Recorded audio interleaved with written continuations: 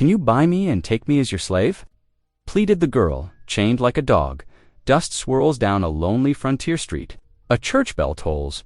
Men laugh as a young girl, barely grown, is shackled to a post like an animal, her desperate eyes turned to a weathered mountain man. 1 coin could buy her, but not as a slave. When he breaks her chains, the town gasps. But freedom isn't the end. It's the beginning of a fight no man could imagine. Because this girl isn't just a victim, she carries a hidden claim to land worth more than gold. Land that the sheriff, the railroad, and ruthless ranchers will do anything to steal. The law is against her. The fire of hatred hunts her. Can one broken man protect her when the whole frontier rises to chain her again? Tell me in the comments where you're watching from right now and if this story speaks to you. Make sure you hit subscribe so you don't miss the next one.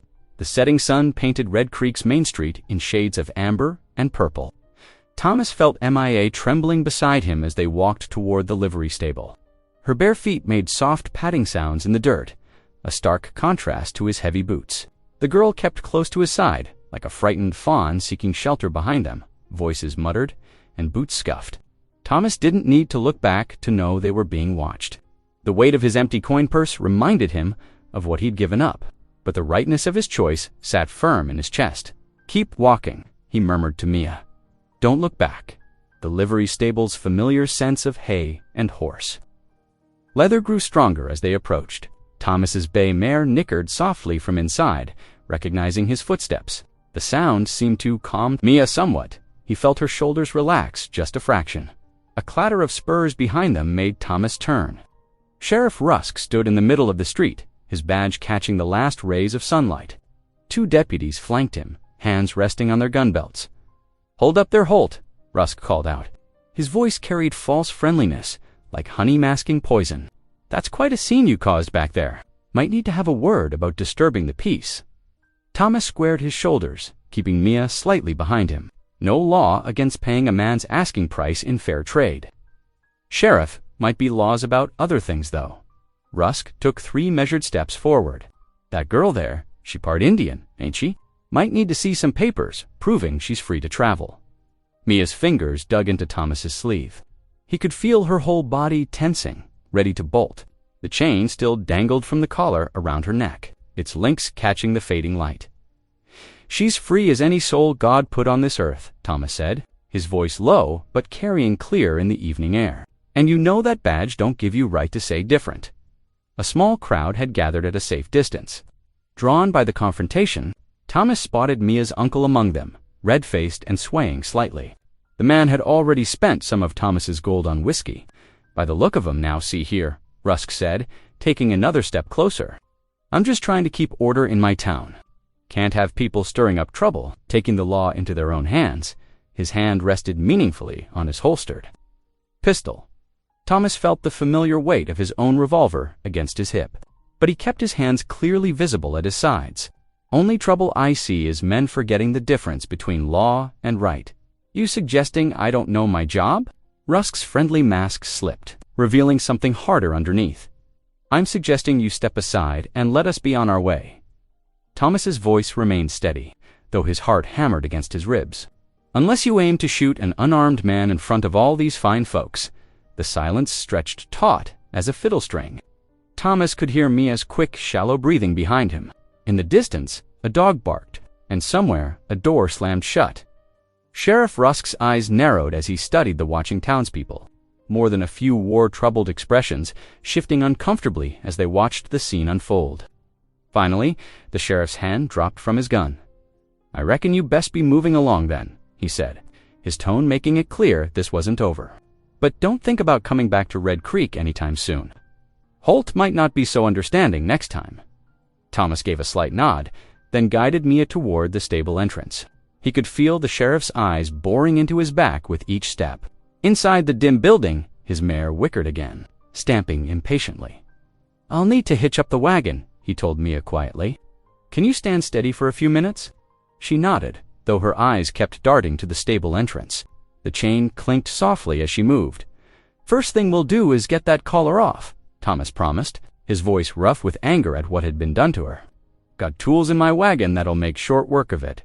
As he worked to prepare the horse and wagon, Thomas kept one ear tuned to the street outside, but the sound of boots and spurs grew fainter as Rusk and his men moved away. The crowd dispersed leaving them in relative peace. The girl hadn't moved from where he'd left her, standing straight despite her obvious exhaustion. There was something in her bearing that spoke of deeper strength, even in her fear. It reminded Thomas painfully of his late wife Sarah, who'd faced her own hardships with similar quiet dignity inside the livery stable. Lantern light cast dancing shadows on rough-hewn walls. Thomas worked methodically, unhitching his bay mare and securing her in a stall. The horse's hooves shuffled against straw as he removed her tack, each leather strap creaking in the quiet. Mia perched on a hay bale near the back wall. Her shoulders hunched beneath the torn calico dress. Her eyes darted between the stable doors and the small windows, tracking every sound from outside. The iron collar still circled her neck, its chain dragging whenever she moved. Thomas dug through his saddlebags and pulled out a cloth-wrapped bundle. "Here," he said softly, approaching her like he would a spooked colt. "Got some water and trail bread. It ain't much, but it'll help." Her hand shook as she accepted the water skin, but she drank carefully, measuring each sip. "Thank you," she whispered, her voice barely louder than the horse's breathing. She took only the smallest piece of bread when he offered it. From another bag, Thomas pulled out a worn wool blanket. "Night's getting cold," he said, holding it out to her. "Best wrap up." Mia clutched the blanket close, but her eyes remained wide with fear. "You don't understand," she said, glancing again at the door. "My Uncle He'll come back. He always comes back. He won't touch you," Thomas said firmly, though his own gaze drifted to the stable entrance. The sheriff's threats hung heavy in his mind, and he knew the law in these parts, bent toward whoever had the most gold or the strongest fists. Boot steps suddenly crunched in the dirt outside. Thomas straightened, his hand dropping to his gun belt. The door burst open with a bang that made the horses stamp and whinny. Sheriff Rusk strode in, flanked by 2 deputies, their spurs jingling with each step. "Well now," Holt, Rusk drawled, thumbs hooked in his belt. "Seems we got ourselves a problem of stolen property." "A human being ain't property," Thomas said, his voice hard as iron. "No law in this territory says different." "That's so." Rusk's smile didn't reach his eyes. "The way I hear it, that girl's uncle had legal custody, making you nothing but a thief." Legal custody don't include chaining folk like animals. Thomas stayed between the lawmen and Mia. "You saw what he'd done to her, same as everyone else in town. What I saw was you interfering in a private family matter." Rusk took a step closer. "Now, you can hand her over peaceful or we can do this the hard way." The deputies spread out, hands resting on their revolvers. Thomas felt sweat trickle down his spine, but he held his ground. "You really want to spill blood over this, Sheriff, in front of witnesses?" Rusk's eyes narrowed as he glanced at the stable windows, where several townspeople had gathered to watch. After a long moment, he spat into the straw. "Fine, keep her for tonight." His voice dropped to a growl. "But come morning, we're settling this proper, and you better pray you got the law on your side, Holt." The sheriff turned on his heel and stalked out, his deputies following like well-trained dogs. The door slammed behind them, making the lanterns swing and flicker. Thomas let out a breath he hadn't realized he was holding. He gathered some clean straw into a makeshift bed near Mia's hay bale, close enough to protect her, but far enough to be proper. As he settled down, Mia's voice came soft through the darkness. "I'm not what they think, not worthless chattel to be sold." Thomas propped himself up on one elbow, watching her shadowed form. "Never thought you were." "My mother," she paused, fingers twisting in the blanket. "Before she died, she secured a land grant. A whole stretch of valley, good water rights, and all. It's mine by law, my inheritance." Thomas sat up straight, the implications hitting him like a physical blow. "That valley wouldn't happen to be where the railroad's planning their new line." Mia nodded, the chain at her neck clicking softly. "My uncle, he's trying to sell what isn't his to sell. The land grant papers are hidden, but they're legal. That's why her voice caught. That's why he keeps me like this, so I can't claim what's mine." Thomas lay back in the straw, his mind churning. No wonder the sheriff was so interested. Land disputes in these parts could turn deadly, especially with railroad money involved. He'd stepped into something far bigger than a simple rescue, and come morning, he'd have to choose between walking away or standing his ground against forces that could crush them both. The stable grew quiet, except for the occasional stamp of hooves and the soft breathing of horses. Thomas heard Mia's breathing even out, as exhaustion finally claimed her, but sleep eluded him. The night pressed in around them, heavy with the weight of what was to come. Dawn painted the Colorado mountains in shades of pearl gray as Thomas and Mia prepared to leave Red Creek. Frost sparkled on the stable roof, and their breath made clouds in the cold morning air. Thomas helped Mia mount his bay mare while he led on foot. Wanting to keep the horse fresh for the long climb ahead, they slipped out of town by the back trails, avoiding the main street, where early risers were already stirring. The iron collar still hung from Mia's nectamus. Hadn't found tools to remove it yet, but she held, her head high despite it, as they climbed into the foothills. Leaving the town behind, Mia's shoulders slowly relaxed. The morning sun warmed their backs, and birds called from the scattered pines. Thomas kept a steady pace, watching for signs of pursuit, while Mia gathered her courage to speak. "My mother died 3 winters ago," she said finally, her voice soft but clear. Fever took her fast. Uncle showed up before she was even buried, waving papers about being my guardian. Her fingers twisted in the horse's mane, said no judge would let a half-blood girl keep valuable land alone. Thomas nodded, letting her tell it in her own time. The trail wound higher, through stands of aspen where golden leaves trembled in the breeze. "Grandmother was Comanche," Mia continued. "She taught Mother about plants and healing before the soldiers came. Mother taught me some, but," she trailed off, pain clouding her face.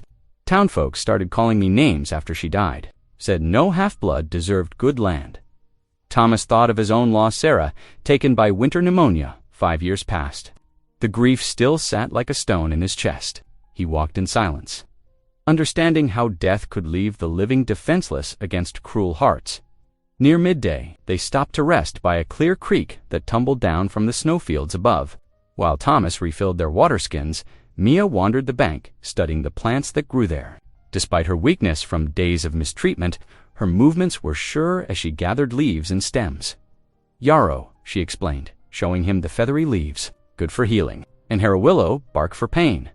Her knowledge was practical, earned through experience rather than books. Thomas watched her work, seeing past her surface beauty to the strength within. The afternoon sun was sinking when they finally reached the ridge road that led to Thomas's cabin. The air grew thinner and cooler as they climbed, until at last they crested a rise and saw the cabin nestled against the mountainside. Smoke still curled from the chimney where Thomas had banked the fire before leaving days ago. He helped Mia down from the horse, steadying her when her legs trembled from the long ride. "Barn's over there," he said, pointing to the log structure. "Got a good stock of firewood split behind it. Cabin ain't much, but it's solid." Inside, Thomas stirred up the coals and added wood, while Mia sank gratefully onto a chair by the rough-hewn table. He set about making supper beans he'd left soaking, cornbread from the last of his journey rations. The familiar tasks filled the cabin with warmth and the smell of cooking as they ate. Mia's eyes kept straying to the windows, dark now with night falling fast. "Will the sheriff follow us up here?" she asked, her voice barely above a whisper. Thomas set down his spoon. "Path up here's tricky if you don't know it, and I know every hollow and ridge for miles." He met her worried gaze. "You're safe here, Mia. I give you my word on that." After the dishes were cleared, Thomas knelt by the hearth. "I say prayers before sleeping," he said. "You're welcome to join if you've a mind to." Mia knelt beside him, and together they asked God's protection through the night. Then Thomas showed her to the small bedroom that had been Sarah's. "It's yours now," he said simply. Turning away before the memories could catch him, he made his bed by the hearth, banking the fire to last till morning. Through the cabin's walls came the haunting song of coyotes, hunting in the high country dark. The sound made the log walls feel suddenly thin, vulnerable against all the threats that might come seeking them. But Thomas listened to Mia's quiet breathing from the other room and knew he'd made the right choice. Whatever tomorrow might bring, morning light streamed through the cabin's small windows as Thomas showed Mia the daily rhythm of mountain life. The air was crisp, carrying the scent of pine and wood smoke as they stepped outside to begin the day's work. "Kindling needs splitting first," Thomas said, leading her to the chopping block. He demonstrated the proper grip on the hatchet, showing how to let the tools wait to do the work. No need to force it, just guide it true. Mia nodded, her slender hands wrapping around the wooden handle.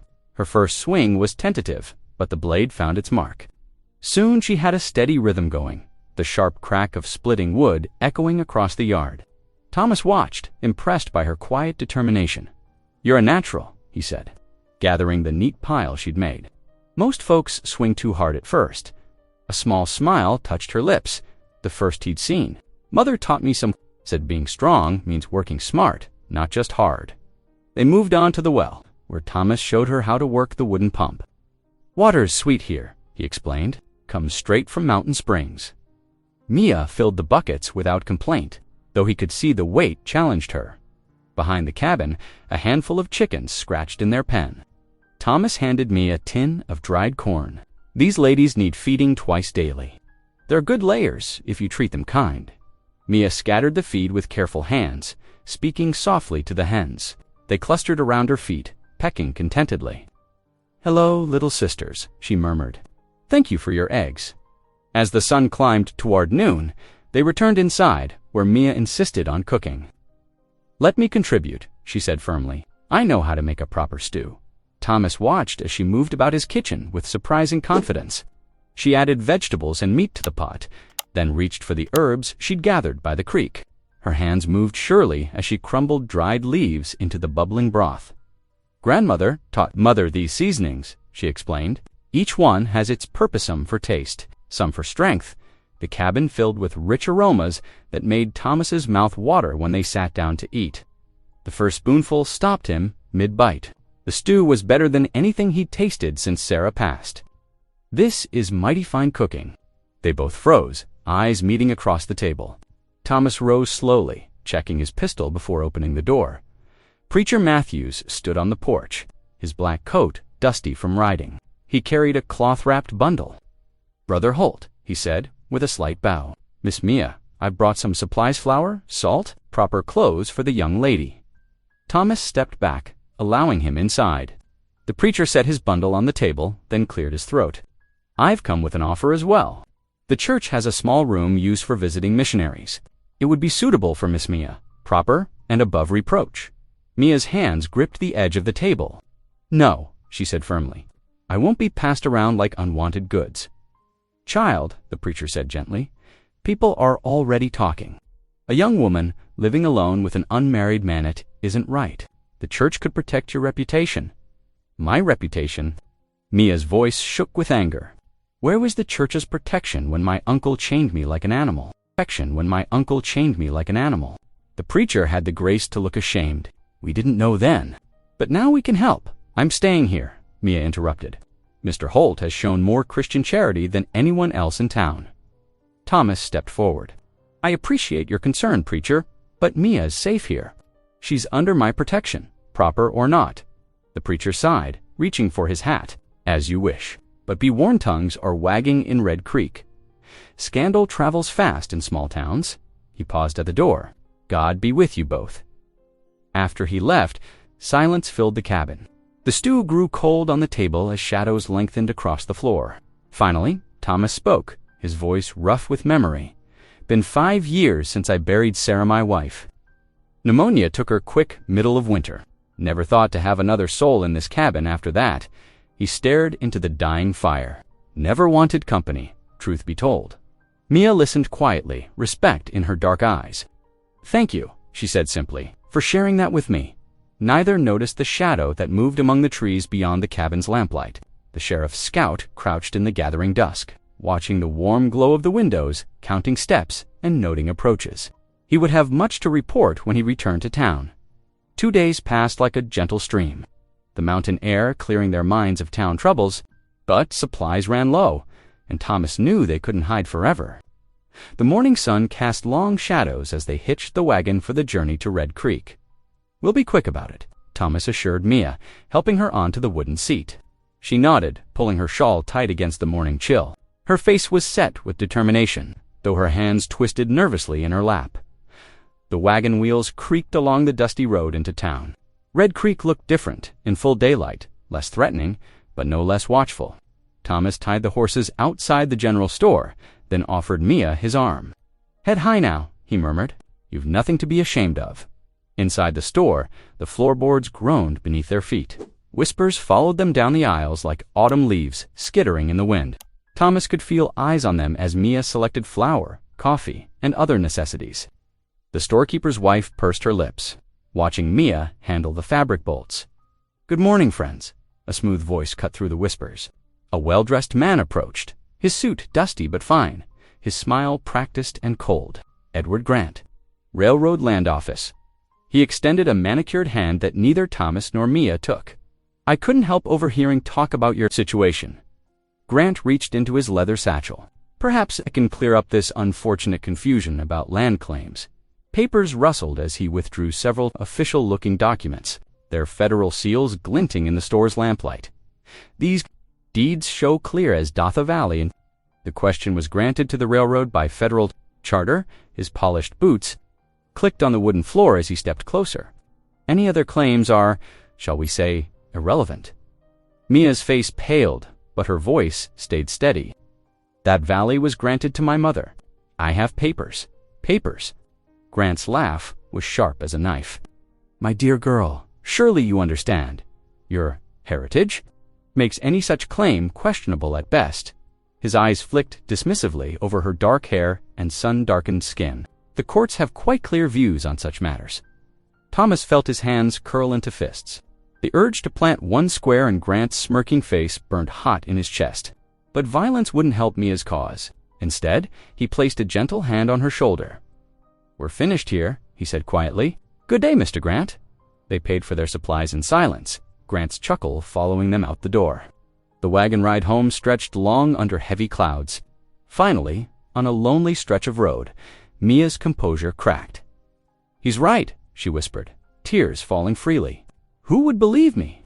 A half-blood girl against the railroad. Her shoulders shook with quiet sobs. Thomas pulled the wagon to a stop.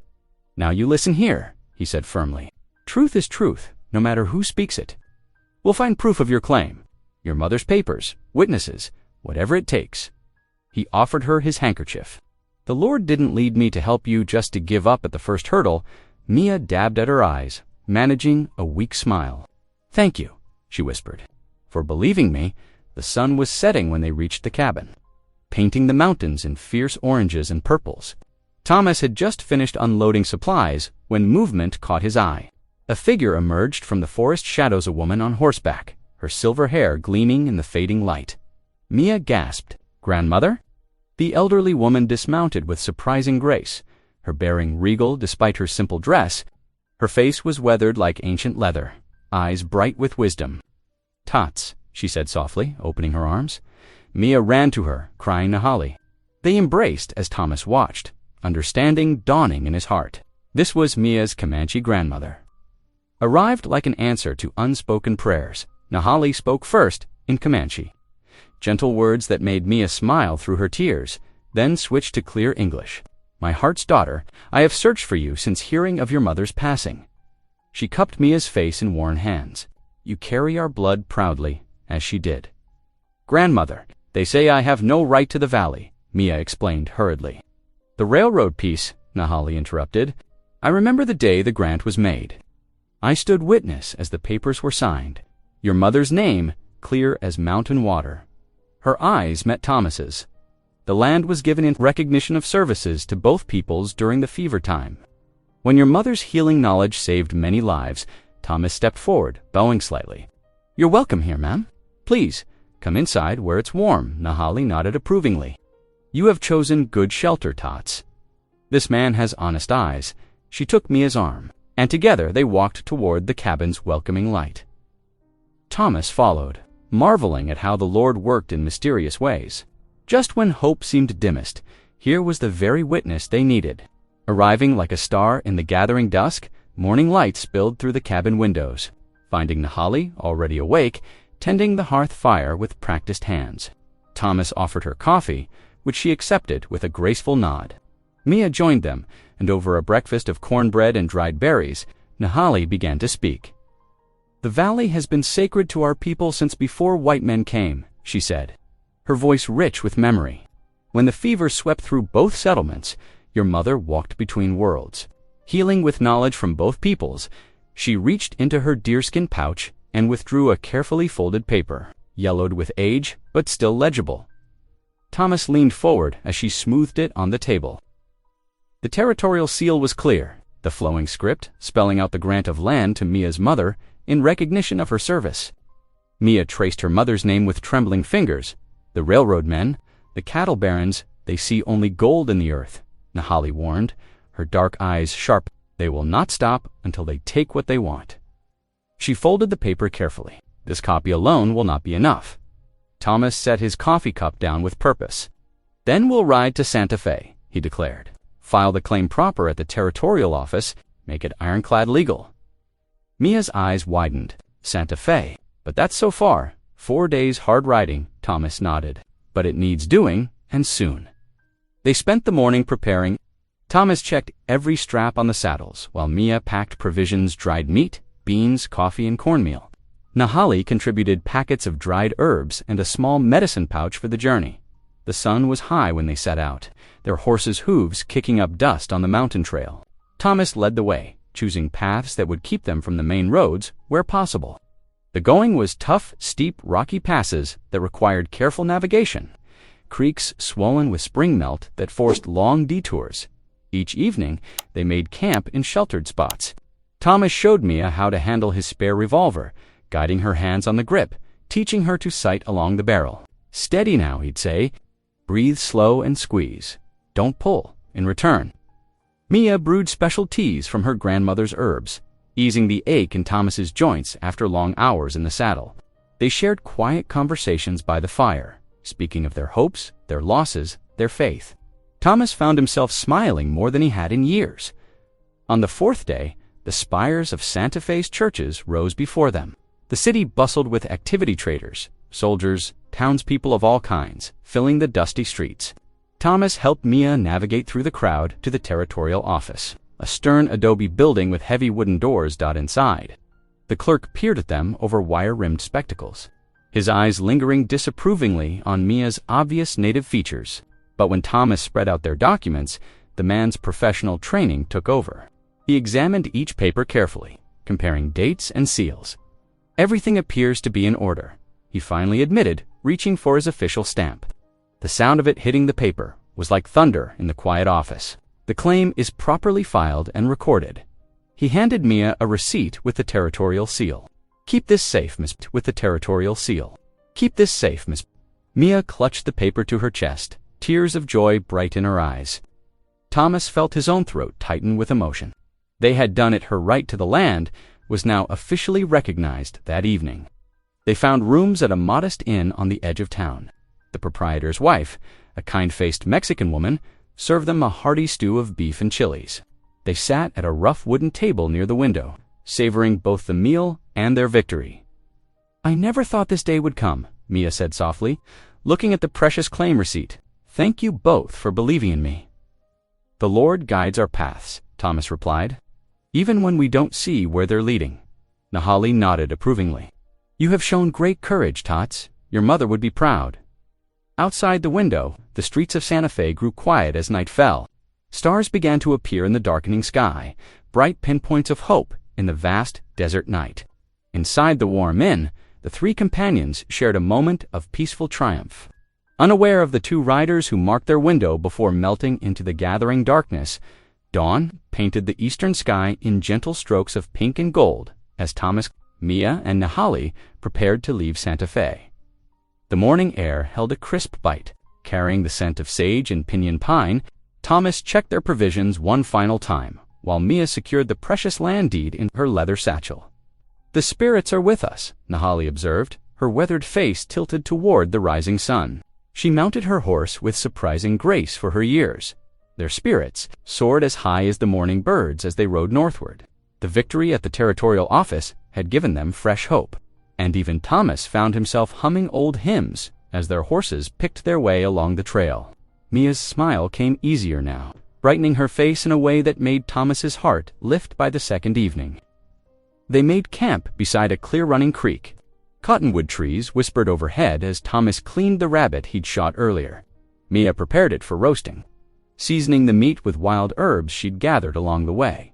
The aroma of roasting meat filled their camp as they settled around the fire. Thomas passed around fresh bread he'd bought in Santa Fe, and for the first time since they'd met, genuine laughter rang out between them. Mia told stories of her childhood adventures, and Thomas found himself sharing tales of his own youth back east. "You should have seen me trying to milk my first cow," he chuckled, shaking his head. "Poor creature nearly kicked me clear across the barn." Mia's laughter was like music, washing away years of grief from Thomas's heart. In its place grew something new of fierce desire to protect this brave young woman, who'd trusted him with her safety and her future. But their joy proved short-lived. The next morning, as they broke camp, Thomas noticed something that made his skin prickle. Fresh hoofprints marked the earth parallel to their trail prints that hadn't been there. The previous evening were being followed, he murmured to Nahali, who nodded grimly. "I have felt eyes upon us since dawn," she replied. They rode cautiously through the morning, Thomas keeping them to harder ground where possible, trying to throw off their pursuers. But as the sun began its westward slide, their luck ran out. Two riders burst from a stand of juniper trees, their horses' hooves thundering against the packed earth. Thomas recognized them as the men from Santa Fe. Their faces were hard, their intentions clear in the rifles they carried. "Hand over the deed." "Girl," the larger man growled, his horse dancing beneath him. "Nobody needs to get hurt here." Thomas's rifle was in his hands before he could think, muscle memory from his soldier days taking over. "Back off," he warned, his voice steel. "You've no right to that paper." The men spread out, trying to flank them. Mia clutched her satchel tight against her chest, her knuckles white with fear. Nahali sat tall on her horse, still as stone but alert as a hawk. The smaller man made a sudden move, his rifle rising. Thomas fired first, his shot catching the man in the shoulder. The wounded man screamed, dropping his weapon. His companion fired back, the bullet spitting dirt near Thomas's horse. "Run," Thomas shouted, squeezing off another shot to keep the attackers at bay. They spurred their horses toward a narrow trail leading into the hills, hooves scrambling on loose rock as they climbed. The sound of pursuit faded as they pushed deeper into rough country where their followers' horses couldn't easily follow. They didn't stop until they reached a sheltered box canyon, their mounts lathered and breathing hard.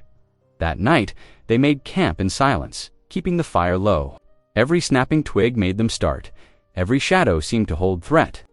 Thomas positioned himself where he could watch both the canyon entrance and his companions, his rifle across his knees.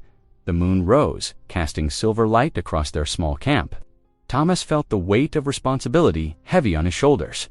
These women had trusted him with their safety, and he'd nearly failed them today. "Lord," he prayed aloud, his voice rough with emotion, "grant us the strength to see this through. Protect us from those who do us harm. Guide us home safe." Across the dimming fire, Mia stirred. She rose quietly and came around to Thomas's side.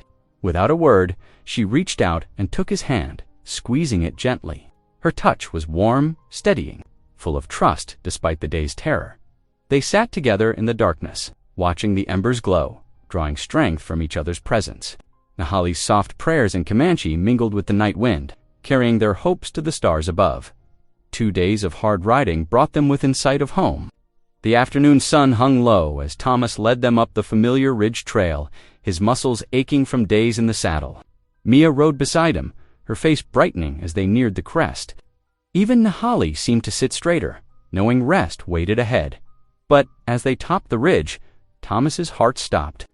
Dark smoke billowed into the sky where his cabin should be. Thick clouds rolled upward, staining the blue heaven black. "No," he whispered, then kicked his horse hard. Ride, they galloped down the slope hooves, thundering against earth. The closer they got, the worse it became. Flames devoured Thomas's home, licking up the log walls he'd built with his own hands. The barn had already collapsed, its timbers crackling in the inferno. In the yard lay his chickens, scattered and still. "Stay back," Thomas shouted to Mia and Nahali as he leaped from his horse. He had to save something, anything. His wife's Bible, his tools, the memories stored within those walls. Tying a bandana over his face, Thomas crashed through the burning door. Smoke clawed at his eyes and throat as he stumbled through the cabin. The heat pressed against him like a physical weight. Through the haze, he spotted his toolbox near the hearth. He never saw the first blow coming. Something hard cracked. Against the back of his head, Thomas stumbled, stars exploding behind his eyes. A second hit drove him to his knees. Through blurred vision, he made out deputies' badges glinting in the FIRELIGHT. Outside MIA scream pierced the roar of flames. Thomas, he tried to rise, to fight, but another blow sent him sprawling. Bootsteps surrounded him. Rough hands seized his shoulders, dragging him out into the yard. They threw him down hard on the packed earth.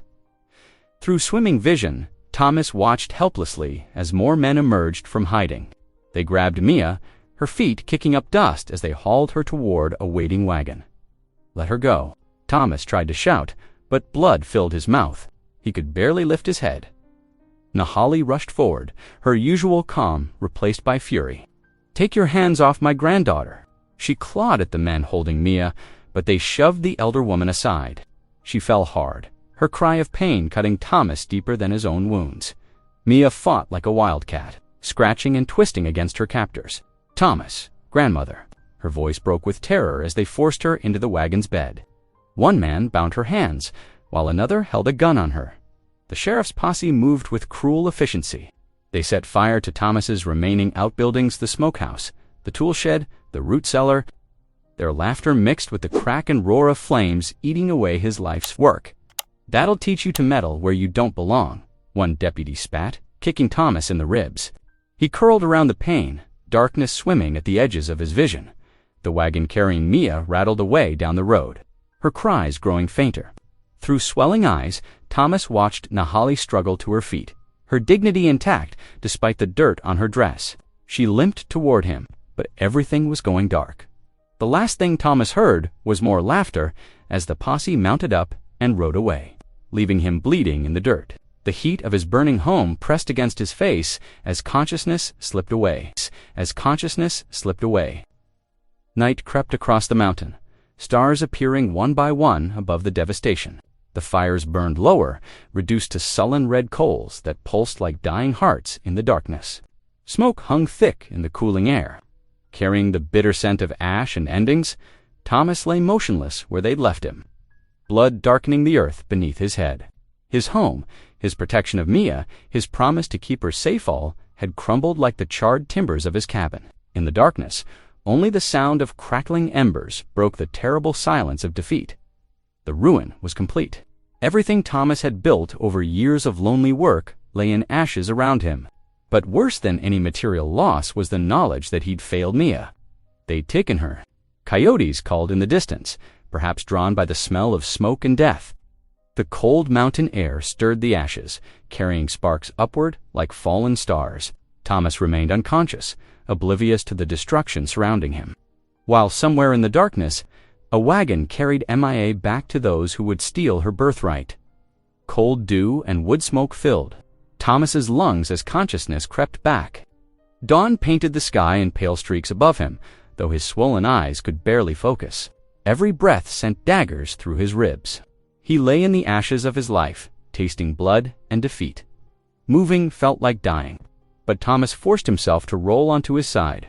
The world spun as he pushed up to his hands and knees. Bits of charred wood and broken glass surrounded him, all that remained of his cabin. The morning air bit cold through his torn shirt, sticky with dried blood. He needed water. The creek called to him, its gentle burble a lifeline in the quiet devastation. Thomas stumbled toward it, each step sending fresh pain through his battered body. At the water's edge, he collapsed to his knees and plunged his face into the icy flow. The cold shocked his senses awake as he washed away crusted blood and soot. Be still, Nahali's voice came soft behind him. She knelt beside him, her weathered hands gentle as she examined his wounds. The spirits kept watch through the night. "You live." Thomas couldn't meet her eyes. "I failed her," he whispered hoarsely. "I should never have gotten involved. Should have minded my own business that day in town." Nahali said nothing, only pressed a poultice of herbs against the gash on his head. The medicine stung, then numbed the throbbing pain. She worked in silence. His home lay in ruins, the work of decades reduced to ash and memory.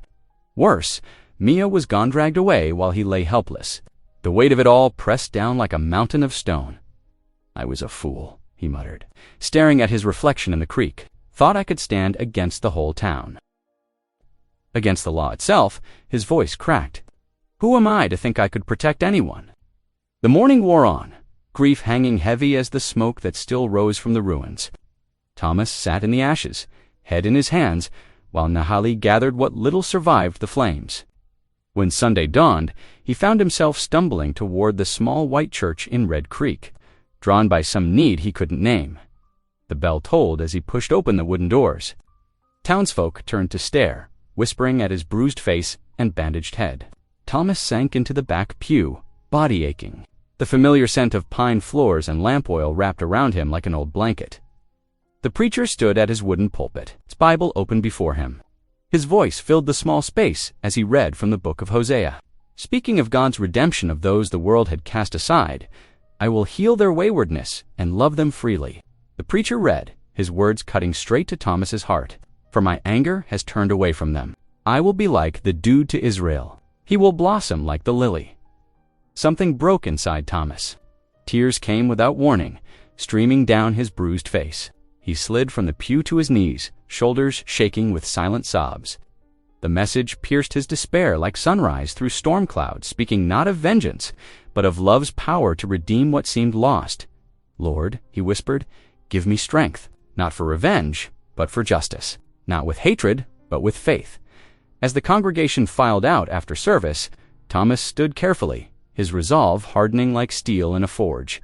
Outside the church steps, a familiar figure waited Henry. The youth scout who'd ridden with him on many hunting trips over the years heard what happened. Henry said simply, dark eyes taking in Thomas's injuries. Your cabin. The girl. Thomas nodded, grateful for his friend's steady presence. They took her. Henry took everything. Then we ride. Henry's words carried the weight of brotherhood. 2 sets of eyes better than one. 2 rifles better than one. Hope kindled in Thomas's chest for the first time since the attack. Together, they walked to the livery stable, planning their pursuit. Henry knew the territory better than any man alive could read sign others would miss. They gathered supplies of munition, dried meat, medical supplies, and spare horseshoes. We'll need good horses, Thomas said, checking his rifle's action. Fast and sure-footed both. Henry nodded, already sorting through saddle blankets. I know where they're holding her. Talkintown says the railroad men have a camp up Ghost Canyon Way, 20 miles north. Thomas secured his bedroll behind the saddle, movements deliberate despite his pain. Each preparation brought fresh purpose, washing away the ashes of defeat. They would find MIA, they would make things right, not with bullets and blood, but with truth and justice. The morning sun climbed higher as they made ready, its light catching the cross atop the little church. Thomas paused, remembering the words of Hosea. His path forward was clear now, a road of vengeance, but one of redemption. With faith in his heart and Henry by his side, he mounted up. Ready to begin the search for Mia, the wagon tracks cut deep ruts in the muddy earth, leading south like iron rails of fate. Thomas rode point, scanning the horizon while pain gnawed at his ribs. Henry ghosted alongside, reading sin with eyes sharp as a hawk's. Nahali followed on her paint pony, her presence steady as the mountains themselves. 2 days they tracked the wagons, stopping only when darkness made the trail impossible to follow. Around the evening fire, Nahali's voice carried stories across time. Speaking of her people's ways, the antelope teaches us endurance, she said, stirring the coals with a stick. When winter storms come, it does not fight the wind. It turns its side to the storm and lets the snow pass. Her eyes caught the firelight. Like the antelope, we must endure not with anger, but with wisdom. Thomas listened, drawing strength from her words. That night, as he drifted into uneasy sleep, his dreams carried him to a familiar place. There stood Sarah, his wife, bathed in golden light. Her face held the same gentle wisdom he remembered. Guard her. Thomas, Sarah whispered, her voice clear as morning bells. Guard her as the daughter we never had. She reached out, almost touching his cheek. Your heart still has room for love. He woke with tears on his face, the dream's truth settling in his chest like a warm coal. The morning sky bloomed pink above the prairie as they broke camp by midday of the 3rd day. They came upon a trader's wagon sheltered in a cottonwood grove. The trader, an old man with a silver beard, nodded gravely at their questions. Saw her yesterday, he said, adjusting his suspenders. Poor thing chained in the back of a wagon, headed for that railroad camp down Ghost Canyon Way. Bunch of hard cases guarding her. Ain't right, treating no human that way. Thomas's jaw tightened, much obliged for the word friend. Dark clouds rolled in that afternoon, bringing bitter rain that turned the trail to soup. Their horses struggled in the mud, steam rising from their flanks. Thomas pulled his oilskin coat tighter, but the cold still bit through to his bones. The canyon crossing loomed ahead, walls of red rock rising like cathedral spires. Henry raised his hand in warning, pointing to fresh brass cartridges glinting in the mud. "Ambush," he whispered, but the warning came too late. Gunfire erupted from the rocks above. Thomas dove from his horse as bullets kicked up dirt around him. He rolled behind a boulder, working the lever of his Winchester. Henry's bow sang out, sending arrows whistling toward the hidden gunman. Henry called out, "Left ridge." Thomas steadied his breathing, remembering old war lessons. Wait for the muzzle flash. Time the reloads. One shot, one hit. A gunman rose to fire, and Thomas's rifle cracked. The man tumbled from his perch. Nahali had taken cover in a dry wash, calmly loading her ancient Sharps carbine. When she fired, the round found its mark. Another shooter fell. Another shooter fell. The firefight stretched long minutes, powder smoke hanging thick in the rain. Their attackers had to reload after each shot, giving Thomas precious seconds to maneuver. Henry's arrows kept them pinned, afraid to expose themselves. Pain flared along Thomas's arm as a bullet grazed him. He felt warm blood soaking his sleeve, but kept his rifle steady. The last gunman broke and ran, disappearing into the rocks. "You're hit," Nahali said, examining his arm. She pulled herbs from her medicine pouch, chewing them into a poultice.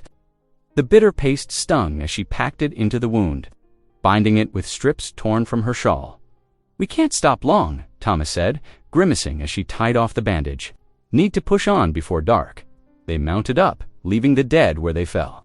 The rain had settled into a steady drizzle, and thunder rolled across the canyon walls. Thomas's arm throbbed with each hoofbeat, but he focused on the trail ahead. As dusk gathered, they topped a rise overlooking a broad valley. Below, dozens of fires flickered in the gathering darkness of the railroad camp. Tents stretched in ordered rows, and the clang of hammers on steel carried up from the RAILHEAD. Thomas studied the layout through Henry's spyglass. Work gangs huddled around fires, steam locomotives hissed on temporary tracks, and armed guards patrolled the perimeter. Somewhere in that maze of canvas and timber, Mia waited. "We'll need a plan," Henry said softly, taking back his spyglass. "Too many eyes down there to rush in." Thomas nodded, mind already working through possibilities. They made camp well back from the ridge, keeping their own fire low. His wounded arm ached fiercely as night fell, but a deeper ache filled his heart. Mia was close, so close he could almost hear her prayers carried on the wind. Tomorrow would bring its own battles. For now, they watched the railroad camp's fires glow against the rain-dark sky, waiting for their chance to make things right. Dawn painted the eastern sky in watercolor strokes of pink and gold as Thomas belly crawled to the ridge overlooking the railroad camp. The morning air bit cold against his face, carrying wood smoke and the metallic ring of hammers on steel rails. Below, the camp stirred to life like a disturbed anthill. Through Henry's brass spyglass, Thomas studied the layout. Canvas tents stood in neat rows, aligned like soldiers on parade. Supply wagons formed a rough circle near the camp's center, their wooden wheels sunk deep in the mud. Armed guards, rifles cradled in their arms, paced their rounds with mechanical precision. His heart nearly stopped when he spotted her. Mia sat slumped against a wagon wheel, hands bound behind her, a length of chain securing her to the wagon's axle. Her dress was torn and muddy, her face bearing fresh bruises, but her spine remained straight with defiance. Even from this distance, Thomas could see the quiet strength in her posture. "She's alive," he whispered, passing the spyglass to Henry, northwest corner. Near the big freight wagon, Henry studied the scene, his expression grave. For guards within 20 paces, more watching the perimeter, he lowered the spyglass. "Won't be easy." Thomas closed his eyes, letting out a slow breath. "Lord," he prayed softly, "grant us wisdom. Show us the path." The morning breeze carried his words away across the valley. They spent the day observing, marking guard rotations and camp routines. As darkness fell, Thomas and Henry prepared for their approach. They blackened their faces with charcoal, checked their weapons, and waited for the moon to sink behind clouds. "I'll create a distraction if needed," Nahali promised, settling into her watching position on the ridge with her Sharp's rifle. Around midnight, Thomas and Henry crept down through the shadows, moving slow as molasses. In winter, the night wrapped around them like a blanket, hiding their advance. They froze whenever a guard passed, counting heartbeats until the coast cleared. Finally, they reached the wagon where Mia was chained. She lay curled on her side, but her eyes flew open at their approach. Recognition flooded her face. Thomas pressed a finger to his lips, drawing his knife to cut her bonds. But Mia shook her head frantically, speaking in an urgent whisper that carried surprising force. "No, don't." Her eyes darted toward the nearby tents. "They'll chase us down. More men at other camps. They won't stop until she's swallowed hard. Better to face them in the open." "On our terms," Thomas hesitated, knife hovering over the rope at her wrists. Everything in him screamed to free her now, to sprint for the horses and never look back. But he saw the wisdom in her words. A chase would put her at even greater risk. "Trust me," she whispered, managing a weak smile despite her split lip. "God hasn't brought us this far to fail now." Henry touched Thomas's arm, nodding toward movement in a nearby tent. Reluctantly, Thomas resheathed his knife. They melted back into the darkness, leaving Mia still bound but strengthened by their presence. As they withdrew, Thomas's mind was already forming a new plan. The wagons would have to move soon. The railroad's advance waited for no one. When they did, the terrain would work in their favor. Several narrow passes lay between here and Red Creek, perfect spots for an ambush. Back at their hidden camp, Henry sketched a rough map in the dirt. 3 possible routes, he said, marking each with a stick. "They'll take the easiest for their wagons." Thomas nodded, but his thoughts kept returning to Mia, alone in the camp below. The image of her bruised face burned in his mind like a brand. Down in the railroad camp, Mia shifted against the hard wagon wheel, trying to find a position that didn't make her shoulders scream. The night air grew colder, but she drew warmth from knowing Thomas was near. She could still see his eyes, fierce with protective love. When he'd found her, Father God, she whispered into the darkness. Words she'd learned at her mother's knee, "Grant me strength to endure. Watch over Thomas and Henry." She paused, throat tight. "And help me trust your timing." Her fingers found the small cross. Thomas had pressed into her palm before withdrawing, carved from a piece of his burned cabin. She clutched it tight, this tangible reminder of his promise to return. Whatever tomorrow brought, she was not alone. The night wrapped around her like a shawl as she prayed, stars wheeling overhead in their ancient paths. In the distance, a coyote called a lonely sound that echoed off the canyon walls. But Mia heard in it a reminder of God's wild freedom, waiting just beyond these chains. The morning sun cast long shadows across the canyon walls as the wagon train lurched into motion. Wheels creaked under heavy loads while teamsters called to their horses, their voices echoing off the stone faces. Thomas and Henry tracked their movement from the high cliffs, staying well back from the edge to avoid being spotted. Through his spyglass, Thomas kept watch on Mia. She had been loaded into the second wagon, still in chains, flanked by 2 armed guards. The sheriff rode near the front, while the railroad surveyor, Edward Grant, sat primly atop his bay horse, checking his pocket watch every few minutes as if the very landscape should bend to his schedule. "They're taking the route we expected," Henry murmured, studying the wagon train's slow progress. "The narrow pass lies to hours ahead." Thomas nodded, feeling the weight of his empty gun belt. Going unarmed into the confrontation ahead went against every instinct, but he knew it was right. Violence would only bring more violence. There had to be another way. They rode hard along the rim trail, keeping parallel to the wagon train below while staying out of sight. The morning wore on, sun climbing higher as they positioned themselves at the chosen spot. Here, the canyon squeezed down to barely 20 feet across, with sheer walls rising hundreds of feet on both sides. The perfect place for their stand. "Your grandmother's riders are in position?" Thomas asked, as they dismounted at the narrowest point. Henry smiled slightly. "Nahali has more friends than the sheriff knows. They're ready." Thomas checked the sun's position. Nearly midday, The wagon train's advance guard would be appearing around that bend any minute.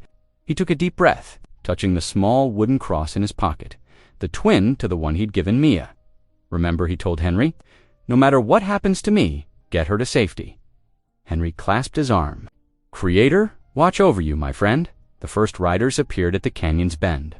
Thomas swung onto his horse and urged it forward, out onto the trail. He sat tall in the saddle, empty hands raised to show he carried no weapons. His voice rang out against the canyon walls. That's far enough. The whole train ground to a halt. Rifles appeared in hands, hammers clicking back. The sheriff rode forward, his face twisted in an ugly smile. Well, if it ain't the hero, he sneered. Come to die for the half-breed. Thomas kept his voice steady. I've come to offer a trade, my life for hers. Let her go free, and I'll surrender myself to whatever charges you want to bring. Edward Grant laughed from his horse. You're in no position to bargain, old man. We have the guns, the law, and the girl. What do you have? He has me. Mia's voice rang out clear and strong. There was a commotion from the second wagon as she stood, chains clanking. Her face was bruised, but her eyes blazed. And I have something you can't take, truth. She raised her bound hands. The land grant is already recorded in Santa Fe. The territorial office has my claim stamped and filed. You can kill us all, but you can't erase those documents. Thomas saw uncertainty flicker across several faces. The sheriff's smile faltered. She's lying, Edward Grant said quickly, but his voice had lost its smooth confidence. Am I? Mia challenged. Send someone to check. The truth will still be there. Written in the territorial books, a movement caught Thomas's eye, silent shapes appearing on the ridgetops. Nahali sat proudly on her horse, bow drawn. Beside her, more riders materialized like spirits, arrows nocked and ready. The guards noticed 2 rifles wavering as they counted the numbers above them. The sheriff's face had gone pale.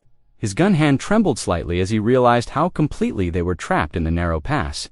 You're outnumbered, Thomas said quietly, and unlike you, we don't want bloodshed. Release her, return her papers, and ride away. This can end here.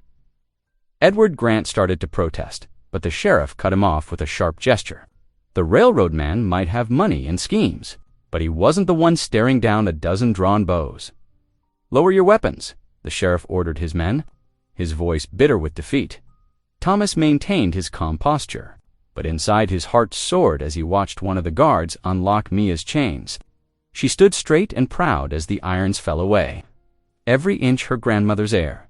The whole canyon seemed to hold its breath, above an eagle, circled silently against the blue sky. Watching justice unfold in the shadows below, the tension broke like ice in spring. One by one, rifles lowered, metal clicking against saddle horns. The morning air, thick with threat moments before, began to clear. Thomas kept his horse steady, watching carefully as the men stepped back. A familiar voice called out. The preacher, Reverend Matthews, emerged from behind a boulder. His black coat, dusty from travel, he held up a leather folder. I have copies of the territorial documents here. I followed to bear witness. The girl speaks truth. Her claim is legally filed. Henry dismounted smoothly, moving with quiet purpose toward the sheriff. Your badge, he said firmly, hand extended. You've broken your oath to protect the innocent. Sheriff Rusk's face twisted, but surrounded by Comanche arrows and the weight of his shame, he unpinned the star. It fell into Henry's palm with a dull clink. The sheriff's shoulders sagged, his authority dissolving like morning mist. Edward Grant and his railroad men backed their horses away, muttering dark promises about company lawyers. But their threats sounded hollow now, echoing weakly off the canyon walls. Mia stood shakily beside the wagon, tears streaming down her face. Thomas dismounted and walked to her, his arms opening. She fell against his chest, fingers clutching his coat as sobs racked her body. It's over, he whispered, holding her close. You're safe now, daughter. The Comanche riders descended from the ridges, like silent shadows. Nahali approached her granddaughter, speaking soft words in their native tongue as she helped remove the last of the chains. The iron shackles fell to the dust with a final clank. 2 older warriors pressed their palms to Mia's forehead. Murmuring blessings over her courage, their strange procession moved slowly back toward it. Red Creek, Thomas, and Mia riding side by side, Henry and Nahali flanking them protectively. the preacher following with his documented proof, and the Comanche warriors gliding along the ridges like guardian spirits. Word spread quickly through the town. Shopkeepers stepped out to stare. Women gathered on porches, whispering behind their hands. The girl they had scorned as worthless now sat tall in her saddle, dignity restored. The story passed from mouth to mouth, how she had stood in chains and faced down rifles with nothing but truth for armor, how the land itself, through its first people, had risen to defend her right to belong. By sunset, the tale had grown wings, soaring over the territory. Mia, the unwanted half-blood girl, had become something else entirely, a symbol of courage, of justice prevailing against greed. The town would never see her the same way again. The autumn winds turned crisp as neighbors arrived with wagons of lumber and supplies. Hands that once pointed in scorn now raised hammers, helping Thomas rebuild his cabin. Even the general store owner contributed nails and window glass, saying gruffly, "Ain't right what happened." The new walls rose steadily, stronger than before. Women from town brought quilts and preserves, tucking them into Mia's arms with whispered apologies. A farmer delivered to milk cows and a dozen chickens, while others shared seed for next spring's planting. Inside the restored cabin, warmth and life returned. Nahali's herbs dried from ceiling beams, their sweet scent mixing with fresh-baked bread. Mia's laughter, once silenced by chains, now rang freely through rooms that had known only Thomas's solitude.